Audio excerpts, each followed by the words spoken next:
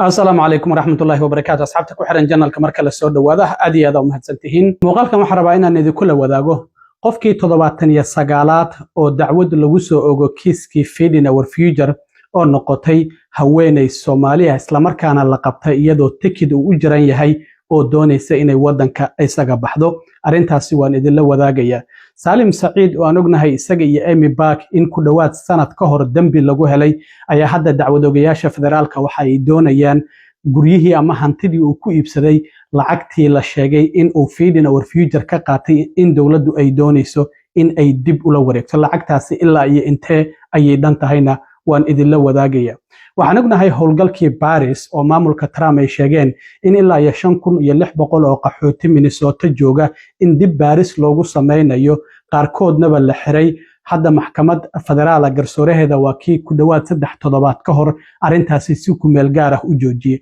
amarkii waa uu dhacaya haddana mar kale ayaa dacwad la xareeyay xubnaha u dooda ama hay'adaha u dooda xuquuqda dadka qaxootiga ama kuwa soo dhaweeya Ilhaan Cumar ayaa kamid ahayd dadkii maxkamadda tagay isla markaana shirka jaraa'id ku hor qabtay haddaba Ilhaan maxay ka tiri qabqabashada qaxootigan sida sharciga ah wadanka ku yimid iyo maxayse dawladda ay ku eedeynaysaana sidoo kale waan idinla wadaagaya balse marka hore soo dhawaada iskii feeding our future oo aan ognahay musuqmaasuqii ugu ballaarnaa ee ka dhacay gobolka Minnesota oo lagu eedeynayo dadka ugu badan ee ku lug talaynay Soomaali yihiin ayaa wali baaritaankiisa uu socday waxaan ognahay dacwadoogayaashii inta badan kiiskaasi soo waday 3 sano ee la soo dhaafay intooda badan hadda waa is casileen marka qofkii ugu horeeyay ee dacwada lagu soo ogo markii dacwadoogayaasha is casileen ayaa waxa ay noqotay hooyo Soomaali ah oo magaceeda la yiraahdo Fahiima Maxamuud hooyadan waxay iska lahayd goob daykeerada sababta hadda baaritaanku uu soo galay waxa ay ahayd shaqo aan shaqadoodii ahayn ayaa qaarkood lagu arkay iyagoo qabanaya maxaa yeelay kiiskii feeding or future ayaa soo galay oo waxay dhahayeen cunto ayaan ku bixinaa oo caruur ayaan ku siinaa waxaa la dhahayay daykeerka ay hooyadan Soomaalida lahayd Future Leaders Early Learning Center ayaa lagu magacaabay xaruntan waxana ay sameysay sanadkii 2015 laakiin sanadkii 2018 ayaa waxay ka diiwaan gelisay Feeding Our Future iyadoo sanadihii 2020 ilaa iyo 2021 sheeganaysay in caruur 60,000 gaaraysa ay quudinaysay bil kasta sidaas darteed waxa lagu soo oogay hal dacwad oo ah lacag isdaba marin ama money laundering lacagahan sida sharci darada ah loo kala diro ayaa lagu soo oogay waxana sidoo kale in haweeneydan ay sheegtay daykeerkeeda inay xireyso talaadadii la soo dhaafay sida laga arkay Department of Human Services oo Minnesota ama waaxda sidoo kale u qaabilsan gobolka Minnesota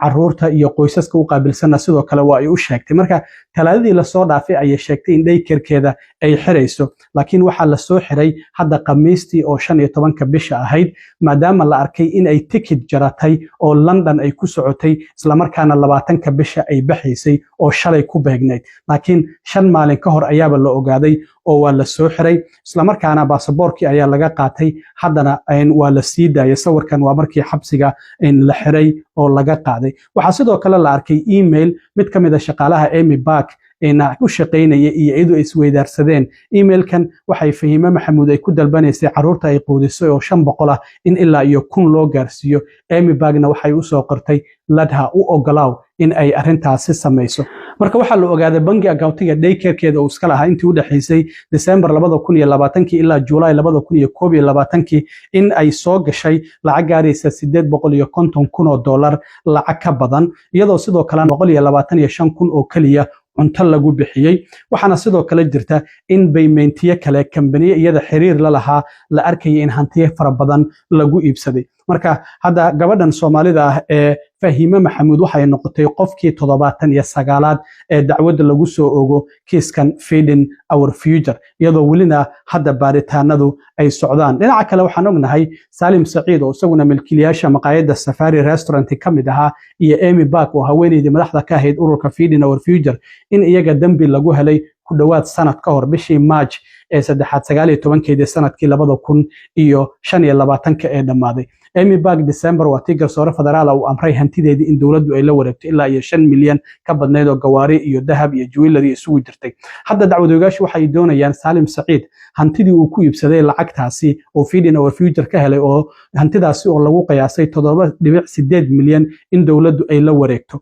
iyadoo hadda dowladduna ay ku guda jirto sidii ay ula wareegi lahayd. Waxaa ka mid ah 2 guri oo ku taala, mid ka mid ah Minneapolis ku yaala iyo mid Plymouth ku yaala, labaduba waa Minnesota. Guri ku yaala Columbus Ohio ilaa iyo 2 gaari oo iyaguna 2021 oo ah Chevrolet Silverado iyo sidoo kale Mercedes Benz. Hantidiisaasna in dowladdu ay la wareegto ayay sidoo kale ay doonaysaa. Marka xabsi ayay ku jiraan, iyaguna wali xukun ayay sugayaan maadaama dambi lagu helay oo aan wali la xukumin. Dhinaca kale waxaan ognahay howlgalkii Paris oo dowladda Mareykanku ay sheegtay in dadka qaxootiga ah ee Minnesota la keeno 5,600 in dib u baaris lagu sameynayo oo interview laga qaadayo, background check lagu sameynayo, lana xaqiijinayo sharci ahaanshaha inay qaxooti u qalmeen markii ay Mareykanka imaanayeen in dad fara badan lagu xirxiray. Garsoore federaal ah oo magaciisa la yiraahdo John Tunheim waa kii 3 toddobaad ka hor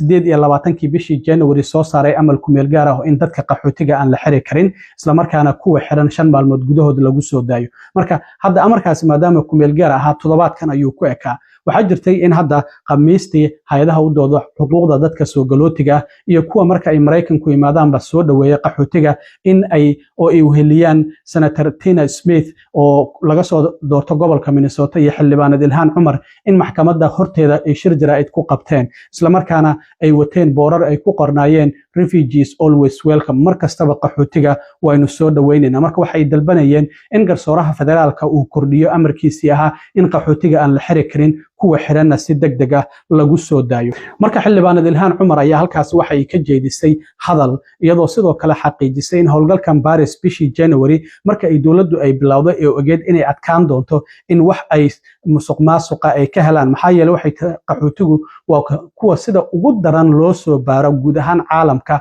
isla markaana marka ay Mareykanka ama meelo kale oo wadamada caalamka la geynayo. Waxay sheegtay qaxootigu muddo sanadaha ama 10 sano ah ay qaxooti ku jiraan oo ay sugaan in ay fursad u helaan in halkaasi laga qaado. Waxaana baaritaano ku sameeyay ay tiri FBI-da, wasaaradda amniga gudaha, wasaaradda gaashaandhigga iyo waliba hay'ado kale. Marka waxay tiri ma jirto sabab maamulka Trump ay hadda u yiraahdaan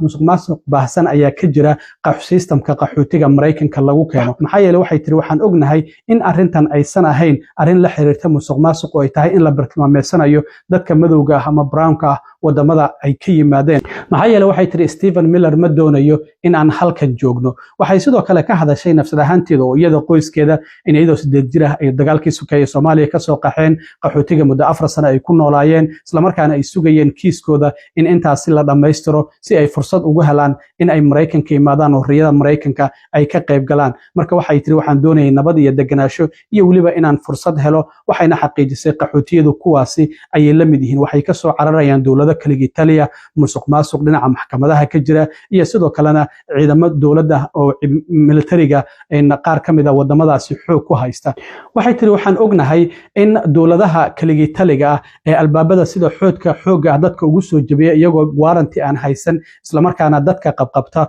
ilaaleysta bartilmaameesta isla markaana xira in arrintaasi iyagoo aan wax sababa aan u saleynaynin in dadkan ay ka soo carareen laakiin ma aysan rajaynaynin in Mareykankii ay yimaadeen ay markale arrintaasi ay kala kulmaan argagax iyo sidoo kale in dhibaato loo geysto. Maxaa yeelay markeedii horeba cabasho iyo cabsi ay ka soo carareen. Waxay sidoo kale xaqiijisay Ilhaan Cumar maxkamadda horteeda markii ay ka hadlaysay maalnimadii Khamiista ahayd in sababta kaliya ee maamulka Trump arrintan uu sameeyay tahay cabsi gelinta dadkan iyo sidoo kalena in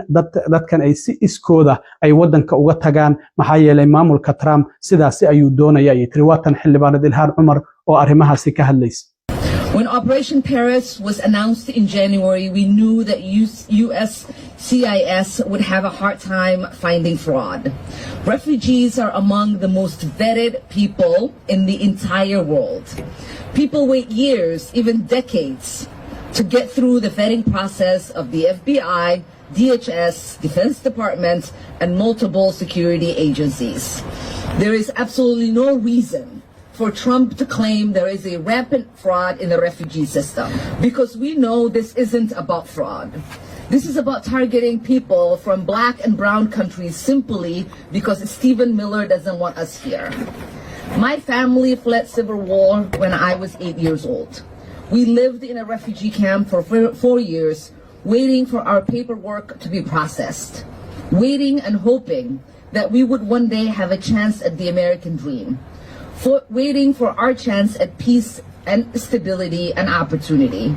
For many refugees escaping paramilitary violence, masked agents of government, and corrupt court systems, they know firsthand what it's like to be targeted by an authoritarian government. They know what it's like to have their front door smashed in without a warrant. They know what it's like to be surveilled and targeted and arrested for no reason. And they did not expect it to finally get to the United States only to experience a similar terror here. What horrifies me the most is that this is really just an excuse to traumatize and terrorize people who have already experienced unimaginable suffering and fear.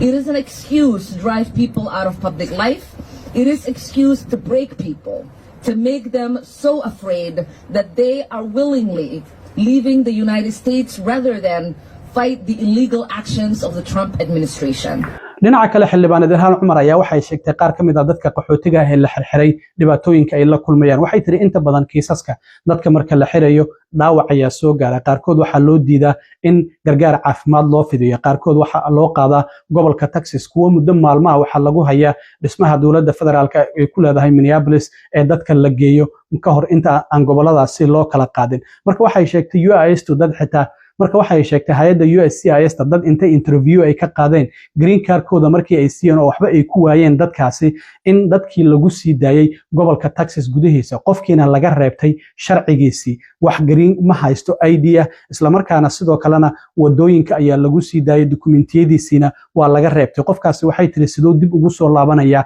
halkii laga qaaday. Waxayna xaqiijisay arintaasi caalamkee ayay ka jirtaa, arintaasi wax macnaha ma sameynayso. Waxayna tiri maxay tahay sababta lacagta canshuur bixiyaasha arintaasi loogu adeegsanayo, mana la aqbali kara tiri dadka bini'aadamka in sidaasi loola dhaqmo. Waxay sheegtay in loo baahan yahay isla xisaabtan arintan xaasidnimada iyo sida sharci darada ee dadka loo xirayo. Maamulka Trump hogaamiyaasha ka tirsan oo Stephen Miller uu kamid yahay, wasiirka amniga gudaha Kristi Noem iyo ninka Bovino oo isaguna ciidamada CBP da hogaamiya iyo dhammaanba xubnaha kale ee ka tirsan maamulka gobolka Trump waxaa loo baahan yahay tiri oo u maleeya inay sharciga ka weyn yihiin in arintan lagula xisaabtamo. Waa tan mar kale xildhibaan Ilhaan Cumar oo arrimahaasi ka hadlaysa. In so many of these cases, people are injured, denied medication, shipped to Texas, or held at Whipple building for days. People eventually had interviews with USCIS. They were granted a green card, and then they were released on the streets in Texas without phones, IDs, or any way to get back home. In what world does this make sense? In what world is this efficient use of our tax dollars? In what world is this acceptable way to treat human beings? I am so grateful that the advocates and their partners are fighting this in court. And clearly the judge's initial temporary restraining orders show how cruel, unnecessary, and illegal this operation is. And this is just the first step. We need full accountability for the officials who created such a blatant illegal operation. We need accountability for the agents who hurt people and denied medical care. We need accountability for the agents who threw people out into the streets without no way to get home after being illegally arrested. And we need accountability for Stephen Miller, Kristi Noem, Greg Bovino, and every member of this administration who thought they were above the law. Arrintan dadka inta la qabto sidoo kale la iska sii deynayo oo sharciyadoodiina laga reebanayo xitaa ay dhiig iyo waxyaabo ay haysteen waxa lagu ganaaxay qareen ka tirsan dowladda federaalka. Garsoore fariisata Minneapolis ayaa waxa ay ku ganaaxday in qareenkaasi dowladda federaalka u doodaya sharciyadan habeas corpus oo marka dadka la xiro amaba asylum ha ahaadaan ama dadka qaxootiga ahaadaan loo xareeyo ayaa markii looga guuleystay dowladda waxa ay marka dadkii xabsiga ay ku sii haynayaan amaba waxay ka reebanayaan dukumentiyadii. Hadda waxa sidoo kale jirta in qareenkan ay ku amartay qareenkaasi dhinaca dowladda ka socday in haddii dadka la xiro dukumentiyadooda aan la siinin marka la soo daayo maalin kasta oo qofkaasi dukumentigiisa uu ka maqan yahay in qareenkaasi dowladda ka tirsan lagu ganaaxayo $500 Mareykanka marka arintaasi ayaa hadda dowladdu waxa ay sheegtay in kiisasku ay ku fara badan yihiin laakiin waxay tiri arintaasi marmarsiya ma noqonayso qofku waxa uu xaq u leeyahay marka dambi lagu waayo oo la soo daayo dukumentiyadii laga qaaday in horey loo soo siiyo arintaasina waa ay jirtaa oo hadda qareenada dhinaca dowladda ka socda la leeyahay xadgudubyo fara badan ayay sameeyeen oo garsoore amar uu ku bixiyay dad ay xireen inay soo daayaan oo aysan weli soo daaynin amaba xitaa dadka Texas inta la geeyay lagu dhaxdaayay dukumentiyadoodiina laga reebtay arintaasi ayaa hadda marka dowladda lagu ganaaxay oo garsooraha federaalka ee Minnesota fariista haweeneydaasi ay ku ganaaxday aad iyo aad u mahadsantiin asxaabta intaan markale kulmi doono nabadgelyo